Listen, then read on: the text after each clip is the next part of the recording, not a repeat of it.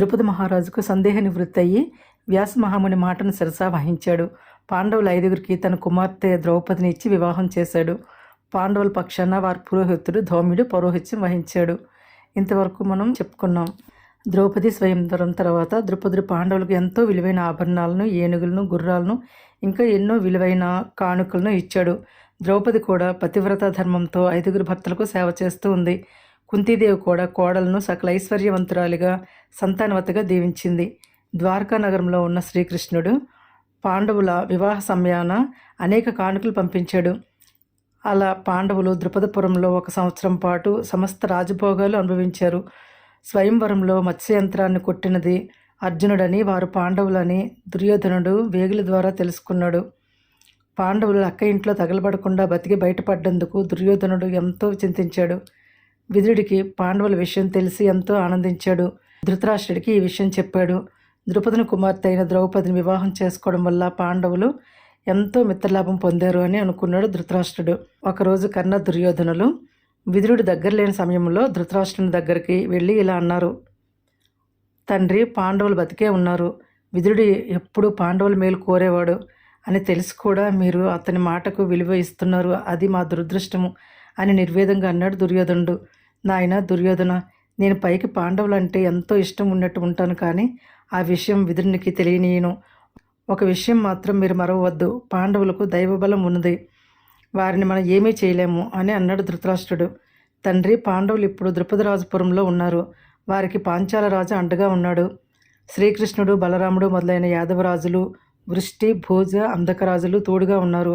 అప్పుడు వారిని ఎవ్వరూ జయించలేరు. కాబట్టి వారిని పాంచాల రాజు నుండి వేరు చేయాలి. ఇది ఒక మార్గము. ఇక రెండవది, కుంతిపుత్రులకు, మాద్రీపుత్రులకు మధ్య విభేదాలు పుట్టించి వారిని వేరు చేయాలి. మూడవది, అత్యంత అందగత్తెలైన స్త్రీలను పాండవుల మీద ప్రయోగించి వారికి, ద్రౌపదికి మధ్య విభేదం కలిగించాలి. ఇంకా నాలుగవది, మరల మంత్రతంత్రములతో, కుట్లోపాయములతో భీముని చంపి పాండవులను నిర్వీర్యులను చేయడం.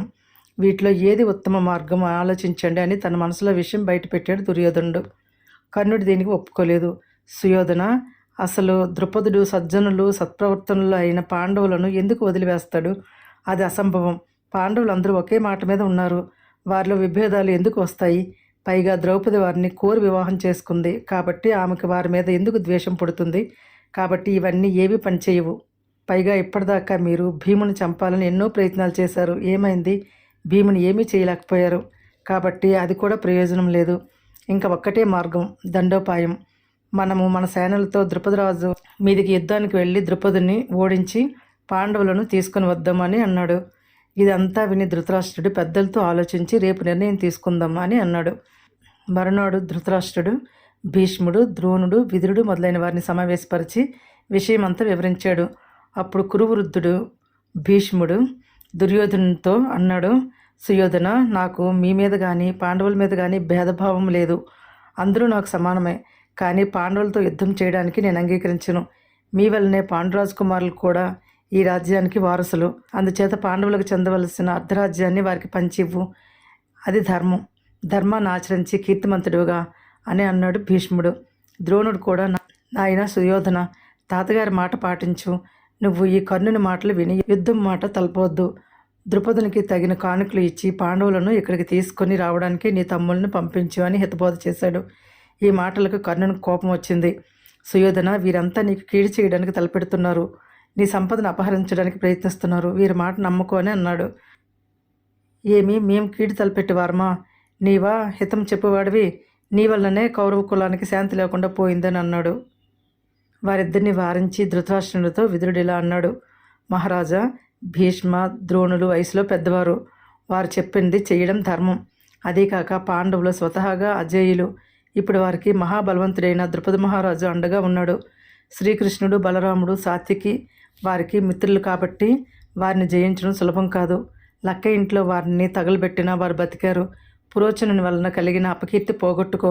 వెంటనే వారిని పిలిపించి అర్ధరాజ్యము ఇవ్వు. అది అందరికీ శ్రేయస్కరము అని అన్నాడు విదురుడు. చేసేది లేక ధృతరాష్ట్రుడు దానికి అంగీకరించాడు. పాండవులను తీసుకురావడానికి విదురుని ద్రుపదపురానికి పంపించాడు. అప్పటికే శ్రీకృష్ణుడు పాండవుల వద్ద ఉన్నాడు. విదురుడు ద్రుపద మహారాజుకు తగిన కానుకలు సమర్పించాడు. ద్రుపదుని ఎదుట, శ్రీకృష్ణుని ఎదుట పాండవులతో అన్నాడు: ద్రుపద మహారాజా, మా పాండవులకు మీతో బంధుత్వం కలిసినందుకు భీష్మునికి, ద్రోణునికి, కృపాచార్యునికి నాకు చాలా ఆనందంగా ఉంది. కుంతీదేవి, పాండవులు తమ వద్ద లేనందుకు ధృతరాష్ట్రుడు చాలా బాధపడుతున్నాడు. పాండవులను తమ కోడలు సౌభాగ్యవతి ద్రౌపదిని చూడాలని ఎంతో ఆతృతతో ఉన్నాడు. నువ్వు అనుమతిస్తే పాండవులు హస్తినకు రాగలరు. అందువలన మీరు పాండవులను పంపమని కోరుతున్నానని అన్నాడు విదురుడు. మహాశయ, ధృతరాష్ట్రుడు పంపగా వచ్చావు నువ్వు. భీష్ముడు, ద్రోణుడు, శ్రీకృష్ణుడు పాండవుల శ్రేయస్సును ఎల్లప్పుడూ కోరుతుంటారు. మీరు ఏమి చేసినా అది పాండవులకు క్షేమమే అవుతుంది అన్నాడు ద్రుపదుడు. విదురుడు ఎల్లప్పుడూ పాండవుల క్షేమం కోరుతుంటాడు. మనం అతిగా ఆలోచించవద్దు, పాండవులు కోరుకున్నది సిద్ధిస్తుంది అని అన్నాడు శ్రీకృష్ణుడు. అందరూ చెప్పింది శ్రద్ధగా విన్న ధర్మరాజు చేతులు జోడించి, భీష్ముడు, ద్రోణుడు, విదురుడు మాకు పెద్దలు, మా క్షేమం కోరుతుంటారు. శ్రీకృష్ణుడు మా శ్రేయోభిలాషి, వారి మాట నాకు శిరోధార్యం అని అన్నాడు. ద్రుపదుని అనుమతితో తల్లి కుంతి, భార్య ద్రౌపది, తమ్ములతో సహా హస్తినాపురం పోవడానికి నిశ్చయించుకున్నాడు. విదురుడు పాండవులను, ద్రౌపదిని, కుంతిని తన వెంట తీసుకొని వస్తున్నాడు. శ్రీకృష్ణుడు, ధృష్టద్యుమ్నుడు అంతులేని సైన్యంతో వారి వెంట వచ్చారు. అందరూ హస్తినాపురం చేరుకున్నారు. వికర్ణుడు, చిత్రసేనుడు, ద్రోణుడు, కృపాచార్యుడు పాండవులకు ఎదురు వెళ్ళి స్వాగతం పలికారు. పాండవులను చూసి హస్తినాపుర ప్రజలు, ఈ పాండవులకు దైవబలం, మానవ బలం ఎక్కువగా ఉంది, అన్ని ఆపదలు తొలగిపోయాయి. ఇంకా ధర్మరాజు హస్తినాపురంలో ఉండి మనలను పరిపాలించగాక అని అనుకున్నారు. పాండవులు ద్రౌపదితో, తల్లి కుంతితో అంతఃపురం ప్రవేశించారు. ముందు తాత భీష్మునికి, గురువు ద్రోణునికి, పెద్ద తండ్రి ధృతరాష్ట్రునికి, గాంధారికి నమస్కరించారు. దుర్యోధనాదులతో కలిసి ఆనందంగా కాలం గడుపుతున్నారు. అలా 5 సంవత్సరాలు గడిచిపోయాయి. ఒకరోజు ధృతరాష్ట్రుడు భీష్మ, ద్రోణ, విదుర, దుర్యోధనాదుల సమక్షంలో శ్రీకృష్ణుని ఎదుట పాండవులతో అన్నాడు. ధర్మరాజా, పాండవులారా, ఇందరి పెద్దలు ఎదుట శ్రీకృష్ణుని సాక్షిగా మీకు అర్ధరాజ్యం ఇస్తున్నాను. నా తమ్ముడు పాండురాజు ఐశ్వర్యమంతా స్వీకరించండి అని అన్నాడు. ధర్మరాజును అర్ధరాజ్యానికి అభిషిక్తుని చేశాడు. ధర్మరాజా, నువ్వు ఖాండవ ప్రస్థాన్ని రాజధానిగా చేసుకొని నీ అర్ధరాజ్యాన్ని జనరంజకంగా పరిపాలించు అని అన్నాడు. దానికి భీష్మాదులు కూడా అంగీకరించారు. అందరి అనుమతితో ధర్మరాజు తమ్ములతో, భార్యతో, తల్లితో ఖాండవ ప్రస్థానికి ప్రయాణమయ్యాడు. శ్రీకృష్ణుడు ఇంద్రుడిని పిలిపించాడు. పాండవులకు రాజధాని నగరం నిర్మించి ఇవ్వమని అడిగాడు. ఇంద్రుడు దేవశిల్పి మయునికి ఆ పని అప్పగించాడు. దేవశిల్పి మయుడు ఇంద్రప్రస్థం అనే విలాసవంతమైన ఒక మహానగరాన్ని నిర్మించాడు. వ్యాసుడు శ్రీకృష్ణుని అనుమతితో ధర్మరాజు సోదరులు ద్రౌపది సమేతంగా నగర ప్రవేశం చేశాడు. తనకు లభించిన అర్ధరాజ్యాన్ని జనరంజకంగా పరిపాలిస్తున్నాడు. ధర్మరాజు పట్టాభిషేకం అనంతరం శ్రీకృష్ణుడు ద్వారకా నగరానికి వెళ్ళిపోయాడు. ఒకరోజు నారద మహర్షి ధర్మరాజు వద్దకు వచ్చాడు. ధర్మరాజు ఆ మహాముని సాదరంగా ఆహ్వానించి అతిథి మర్యాదలు చేశాడు.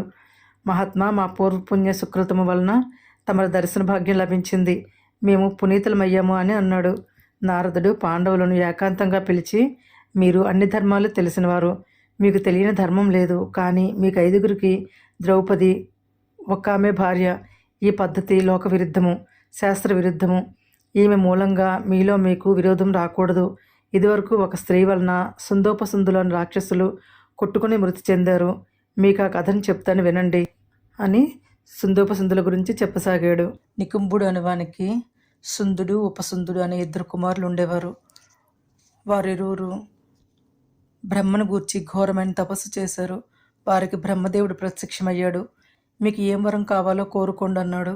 దానికి వారు తమకు కోరిన రూపం ధరించే శక్తి, కోరిన చోటుకి వెళ్ళే శక్తి, వేరే వాళ్ళ చేతిలో చావు లేకుండా వరాన్ని, అసలు ఎవరి వలన ఎప్పటికీ చావు లేకుండా ఉండే వరం కావాలని అడిగారు. దానికి బ్రహ్మదేవుడు వారికి చావు లేకుండా ఉండే వరం తప్ప మిగిలిన అన్ని వరాలు అనుగ్రహించాడు. ఆ వరబలంతో వారు చెలరేగిపోయారు. భూలోకంలో ఉన్న బ్రాహ్మణులను, రాజులను బాధించసాగారు. వారి బాధ భరించలేక మునులందరూ బ్రహ్మదేవుని వద్దకు వెళ్ళి వారి బాధ నుండి విముక్తి కలిగించమని వేడుకున్నారు. దానికి బ్రహ్మదేవుడు ఆలోచించాడు. వాళ్ళు వేరే వాళ్ళ చేతిలో చావు లేకుండా వరం అడిగారు, కానీ ఒకళ్ళ చేతిలో ఒకళ్ళు చావకుండా వరం అడగలేదుగా అని ఆలోచించి విశ్వకర్మను పిలిచి ఒక అందమైన స్త్రీని సృష్టించమన్నాడు. అలాగే అని విశ్వకర్మ ఒక లోకోత్తర సౌందర్య రాశిని సృష్టించాడు. ఆ సుందరి పేరు తిలోత్తమ. ఆ తిలోత్తమ బ్రహ్మ ముందర నిలబడి తనను సృష్టించిన పని ఏమని అడిగింది. బ్రహ్మదేవుడు ఆమెకు సుందోపసుందుల గురించి చెప్పి వారికి కలహం పెట్టి ఒకరిని ఒకరు కొట్టుకుని మరణించేటట్టు చెయ్యని చెప్పాడు. తిలోత్తమ అలాగే అని భక్తితో బ్రహ్మదేవునికి ప్రదక్షిణం చేసింది. తిలోత్తమ అందానికి ముగ్ధుడైన బ్రహ్మ తిలోత్తమ తనకు ప్రదక్షిణం చేస్తుంటే తన తలను నలుదిశలా తిప్పుతూ తిలోత్తమ అందాన్ని వీక్షించాడు. అప్పటి నుండి బ్రహ్మ చతుర్ముఖుడయ్యాడు. తిలోత్తమ అందానికి దేవేంద్రుడు కూడా ముగ్ధుడయ్యాడు. ఆ అందం చూడటానికి 2 కళ్ళు చాలక ఒళ్ళంతా 1000 కళ్ళు పెట్టుకుని చూశాడు. అప్పటి నుండి దేవేంద్రుడు సహస్రాక్షుడయ్యాడు. అలా అందరినీ మోహితులను చేసిన తిలోత్తమ సుందోపసుందుల వద్దకు వెళ్ళింది. తిలోత్తమను చూసి సుందోపసుందులు కామమోహితులయ్యారు.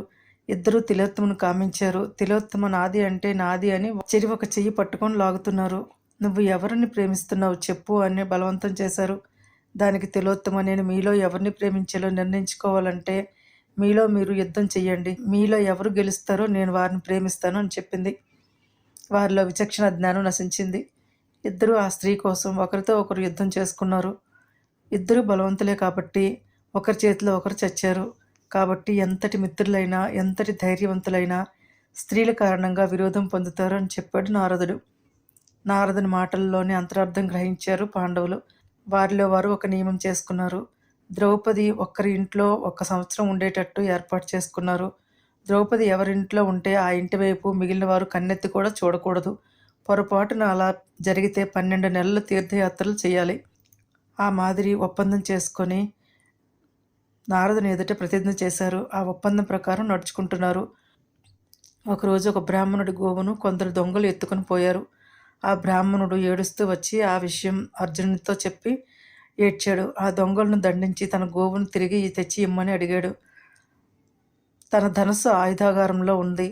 కానీ ఆ సమయంలో ధర్మరాజు ద్రౌపదితో ఆయుధాగారంలో ఉన్నాడు. నియమం ప్రకారం పోకూడదు, కానీ తప్పదు. బ్రాహ్మణుడు బాధ తీర్చడం ముఖ్యమని భావించి అర్జునుడు ఆయుధాగారానికి వెళ్ళాడు. తన ధనుస్సును తీసుకొని ఆ దొంగలను చంపి బ్రాహ్మణుడు గోవుని తెచ్చి ఇచ్చాడు. నియమభంగం జరిగింది కాబట్టి 12 నెలలు వ్రతం చేయడానికి నిశ్చయించుకున్నాడు. ధర్మరాజు దానికి ఒప్పుకోలేదు. నువ్వు ఒక బ్రాహ్మణుని కార్యం నిమిత్తం వచ్చావు, ఆ బ్రాహ్మణునికి మేలు చేశావు కాబట్టి నియమభంగం కాలేదని అన్నాడు.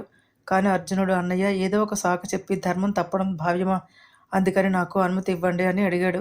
చేసేది లేక ధర్మరాజు సమ్మతించాడు. అర్జునుడు తీర్థయాత్రలకు బయలుదేరాడు. బ్రాహ్మణులతోనూ పౌరాణికులతోనూ కలిసి అర్జునుడు తీర్థయాత్రలకు బయలుదేరాడు. ముందు గంగానది తీరానికి చేరుకున్నాడు. ఒకరోజు ఉలీచి అనే నాగకన్యక అర్జునుని చూసి మోహించింది. తన కోరిక తీర్చమని బలవంతం చేసింది. అర్జునుడు ఉలీచితో నువ్వు ఎవరువు, నా మీద ఎందుకు మోహం పెంచుకున్నావు అని అడిగాడు. నేను ఉలీచాను, నాగకన్యను, నిన్ను మోహించాను, నా కోరిక తీర్చని అడిగింది.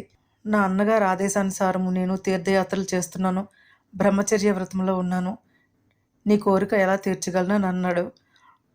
మీ గురించి నాకు అంతా తెలుసు, కానీ నా కోరిక తీర్చుకుంటే ప్రాణత్యాగం చేసుకుంటాను. మీరు ఎన్ని దానాలు ధర్మాలు చేసినా ఆ పాపం పోదు, కాబట్టి నా కోరిక తీర్చండి, దీనివల్ల మీకు వ్రతభంగం కాదు అని అడిగింది. చేసేది లేక అర్జునుడు ఉలూచితో నాగలోకం వెళ్ళాడు. ఆ రాత్రి ఉలూచితో గడిపాడు. ఫలితంగా ఉలూచి గర్భవతి అయ్యింది. ఇరావంతుడు అనే కుమారుడు జన్మించాడు. తరువాత అర్జునుడు గయ, గంగా, సాగర సంగమం మొదలైన క్షేత్రాలను దర్శిస్తూ మణిపూరం అనే నగరానికి వెళ్ళాడు. ఆ దేశపు రాజు పేరు చిత్రాంగదుడు. ఆయన ఆతిథ్యాన్ని స్వీకరించాడు. ఆయన కూతురు చిత్రాంగదను ప్రేమించాడు. అర్జున, నా కుమార్తెను నీకు ఇచ్చి పెళ్లి చేయడానికి నాకు ఎలాంటి అభ్యంతరమూ లేదు. కానీ ఈశ్వరుడు అనుగ్రహం వలన మా వంశంలో ఒక్కొక్కరికి ఒక్క మగ సంతానం మాత్రం కలుగుతుంది.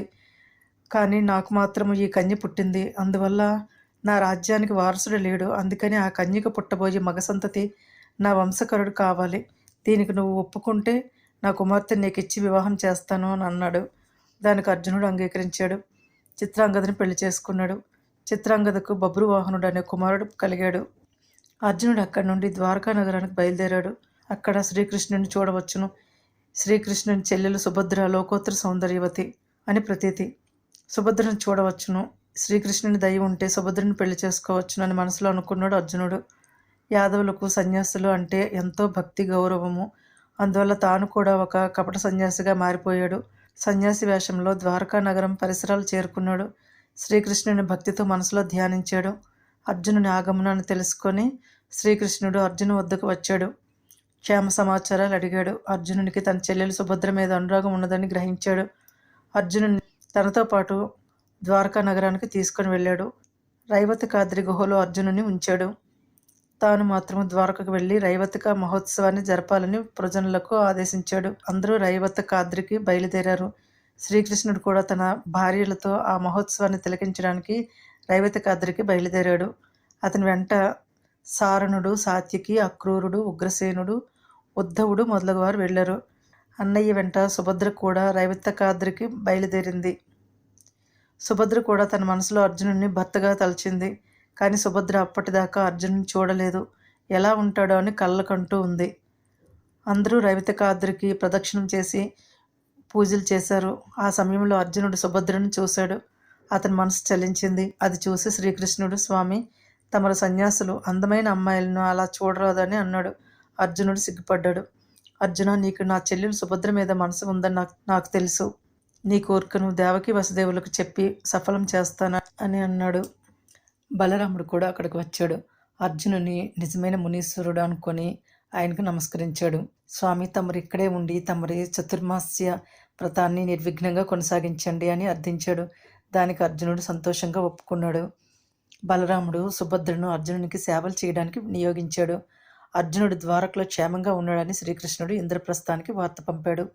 అర్జునుని హావభావాలు, అందచందాలు చూసి నిజంగా అర్జునుడే అని అనుమానం కలిగింది సుభద్రకు. తన అనుమానం నివృత్తి చేసుకోవాలని అనుకుంది. ఒకరోజు అర్జునునితో, స్వామి, తమరు ఎన్నో పుణ్యక్షేత్రాలు దర్శించారు కదా, మా బావ అర్జునుడు తమరికి కనిపించాడా అని అమాయకంగా అడిగింది సుభద్ర. అర్జునుడు ఇంక విషయం దాచి ప్రయోజనం లేదనుకున్నాడు. నేనే అర్జునుడునని యతిరూపం తీసి యథార్థ రూపంలో కనిపించాడు. సుభద్ర ఆనందానికి అవధులు లేవు. తన చిరకాల కోరిక నెరవేరినందుకు సిగ్గుతో పులకించిపోయింది. అర్జునుడు సుభద్రను గాంధర్వ విధిని వివాహం చేసుకుందామన్నాడు. కానీ సుభద్ర ఒప్పుకోలేదు. నన్ను మీకు ఇవ్వడానికి మా వాళ్ళు సిద్ధంగా ఉన్నారు, వారే మన వివాహం జరిపిస్తారా అని అంతఃపురానికి వెళ్ళింది. శ్రీకృష్ణునికి ఈ విషయం తెలిసింది. దేవకి వసుదేవులకు, ఇతర యాదవులకు ఈ విషయం చెప్పి వారిని సుభద్రార్జునుల వివాహానికి ఒప్పించాడు. శివపూజలు చేయాలని బలరాముణ్ణి, ఇతర యాదవులను అంతర్ద్వీపానికి పంపాడు. తాను కూడా వారితో వెళ్ళినట్టు వెళ్ళి మరలా ద్వారకకు తిరిగి వచ్చాడు. శ్రీకృష్ణుడు దేవేంద్రుడిని పిలిపించాడు. అందరి సమక్షంలో సుభద్రార్జునుల వివాహం వైభవంగా జరిగింది. ఇంద్రుడు తన కుమారుని పెళ్లికి ఎన్నో కానుకలిచ్చాడు. అర్జున, నువ్వు సుభద్రను తీసుకొని బంగారు రథం ఎక్కి ఇంద్రప్రస్థం వెళ్ళు అని చెప్పి తాను కూడా ఏమీ ఎరగనట్టు మరలా అంతర్ద్వీపానికి వెళ్ళాడు. అర్జునుడు బంగారు రథం మీద సుభద్రను తీసుకొని వెళుతూ ఉంటే ద్వారపాలకులు చూశారు. వారికి సుభద్ర అర్జునుల వివాహం విషయం తెలియదు. కాబట్టి ఎవరో వీరుడు సుభద్రను తీసుకొని పోతున్నాడు అనుకొని అర్జునుడిని అడ్డగించారు. అర్జునుడు సుభద్రకు రథం పగ్గాలిచ్చాడు. తాను యాదవ వీరులతో యుద్ధం చేశాడు, వారిని ఓడించాడు.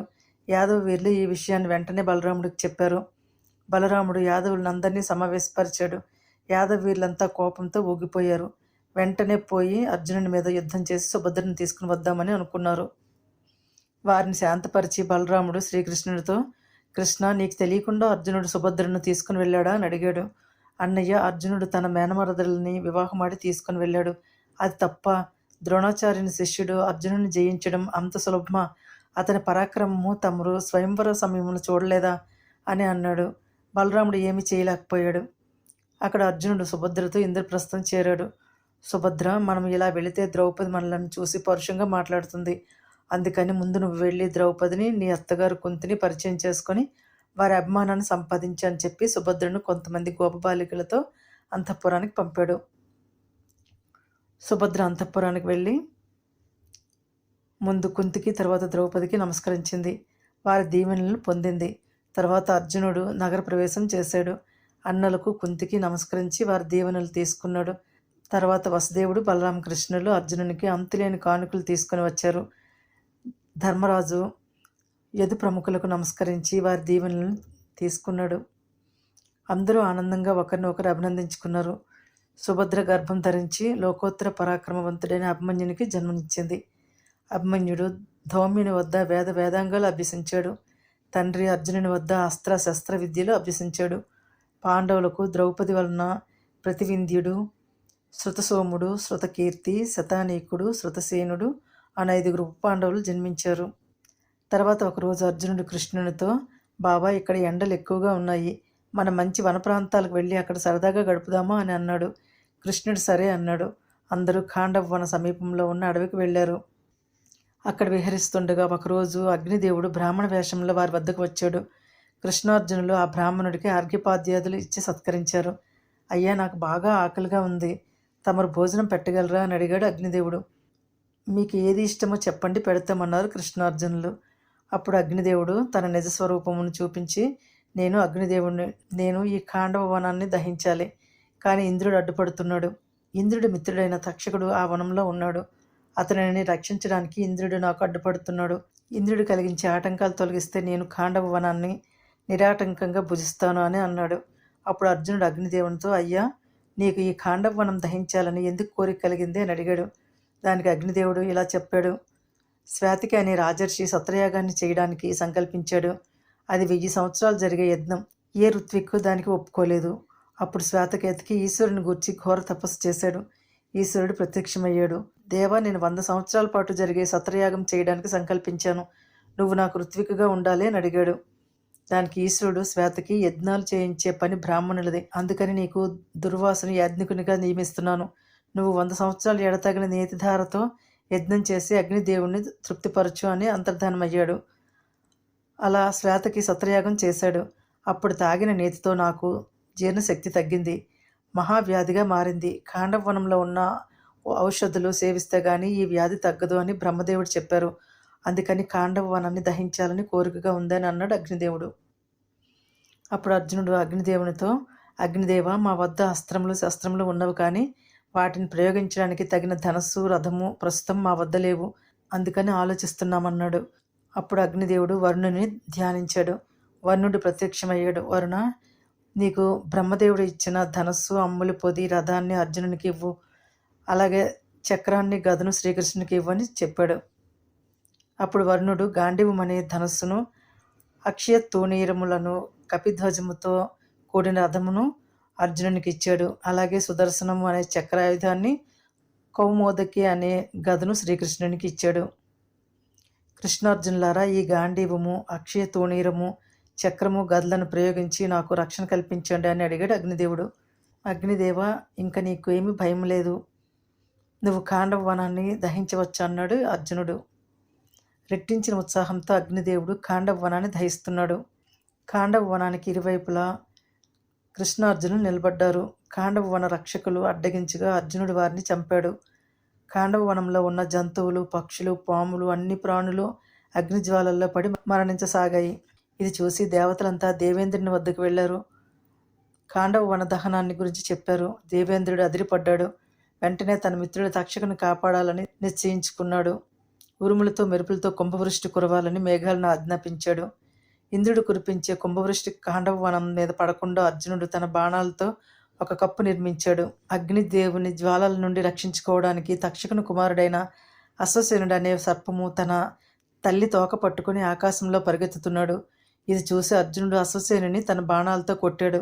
ఇది చూసి మహేంద్రుడు అర్జునుని మీద మోహిని మాయను ప్రయోగించి అశ్వసేనుని, అతని తల్లిని కాపాడాడు. తక్షకునికి ఏమైనదోనని భయపడ్డాడు. అర్జునునితో యుద్ధం చేశాడు. ఇద్దరికీ ఘోర యుద్ధం జరిగింది. దేవేంద్రుడు తన కుమారుని బలపరాక్రమాలకు సంతోషించాడు, కానీ తక్షకుని కాపాడడానికి వారితో ఘోర యుద్ధం చేస్తున్నాడు. ఇంతలో ఆకాశవాణి ఇలా పలికింది, దేవేంద్ర, వీరు భూమి మీద అవతరించిన నరనారాయణులు, వీరిని జయించడం నీకు సాధ్యం కాదు. తక్షకుడు ఇక్కడ లేడు, ఎప్పుడో తప్పించుకుని కురుక్షేత్రం వెళ్ళాడు అని పలికింది. ఇది విని దేవేంద్రుడు తన సేనలతో తిరిగి దేవలోకానికి వెళ్ళిపోయాడు.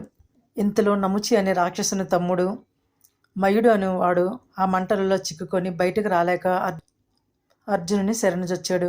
అలా మయుడు, అశ్వసేనుడు, మందపాలుని కుమారులు 4 శారింగికులు తప్పించుకున్నారు. ఈ కథ వింటున్న జనమేజయుడు వైశంపాయనునితో ఇలా అన్నాడు. మహాత్మా, మందపాలుడు ఎవరు? అతని కుమారులు ఎలా తప్పించుకున్నారు అని అడిగాడు.